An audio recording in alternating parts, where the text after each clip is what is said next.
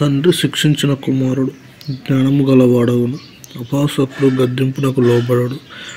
నోటి ఫలము చేత మనుష్యుడు మేలును అనుభవించు. శ్వాసఘాతకులు బలాత్కారం చేత నశించెదరు.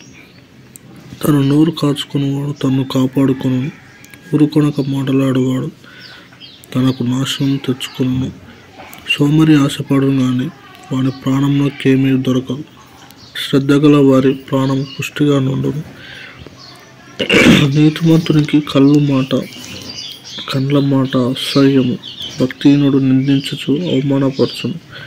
యథార్థవర్తనికి నీతియే రక్షకము. భక్తిహీనతను పాపులను చెరిపివేయును. ధనవంతులమని చెప్పుకొనుచు లేమిడి కలవారు కలరు. దరిద్రులమని చెప్పుకొనుచు బహు ధనము గలవారు కలరు. కానీ ప్రాణమునకు వాని ఐశ్వర్యము ప్రాయశ్చిత్తము చేయను. దరిద్రుడు బెదిరింపు మాటలు వినడు. నీతిమంతుల వెలుగు తేజరిల్లును. భక్తిహీనుల దీపము ఆరిపోవును. గర్వం వలన జగడమే పుట్టును. ఆలోచన వినువానికి జ్ఞానము కలుగును. మోసం చేత సంపాదించిన ధనము క్షీణించిపోవును. కష్టం చేసి కూర్చుకున్నవాడు తన ఆస్తిని వృద్ధి చేసుకును. కోరిక సఫలము కాకుండా చేత హృదయము నొచ్చును.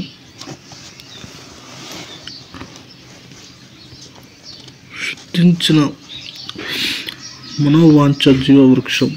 ఆజ్ఞను తిరస్కరించిన వాడు అందువలన శిక్ష నందును. ఆజ్ఞ విషయమై భయభక్తులు గలవాడు లాభం పొందును. జ్ఞానుల ఉపదేశం జీవపు ఊట. ఆది మరణ పాశములలో నుండి విడిపించును. సుబుద్ధి దయను సంపాదించును. విశ్వాసఘాతకుల మార్గము కష్టం. పేకులందరూ తెలివి కలిగి పని జరుపుకుందరు. బుద్ధిహీనుడు మూర్ఖతను వెల్లడపరచును. దుష్టుడైన దూత కీడునకు లోబడును. నమ్మకమైన రాయబారి ఔషధము వంటివాడు. శిక్షను ఉపేక్షించు వానికి అవమానం దారిద్రతలు ప్రాప్తించును. గద్దింపును లక్ష్యపెట్టువాడు ఘనత నొందును. ఆశ తీరుట ప్రాణమునకు తీపి. చెడుతనమును విడుచుట మూర్ఖులకు అసహ్యము. జ్ఞానుల సహవాసం చేయవాడు జ్ఞానము గలవాడవును. మూర్ఖుల సహవాసం చేయవాడు చెడిపోవును. కీడు పాపులను తరుమును. నీతిమంతులకు మేలు ప్రతిఫలం కావచ్చు. మంచివాడు తన పిల్లలను ఆస్తికరులుగాను చేయను. పాపాత్ముల ఆస్తి నీతిమంతులకు ఉంచబడును. బీదలు సేద్యపరచు కృత భూమి విస్తారంగా పండును. అన్యాయం వలన నశించువారు కలరు. బెత్తము వాడని వాడు తన కుమారునికి విరోధి. కుమారుని ప్రేమించువాడు వారిని శిక్షించను. నీతిమంతుడు ఆకలి తీర భోజనము చేయను.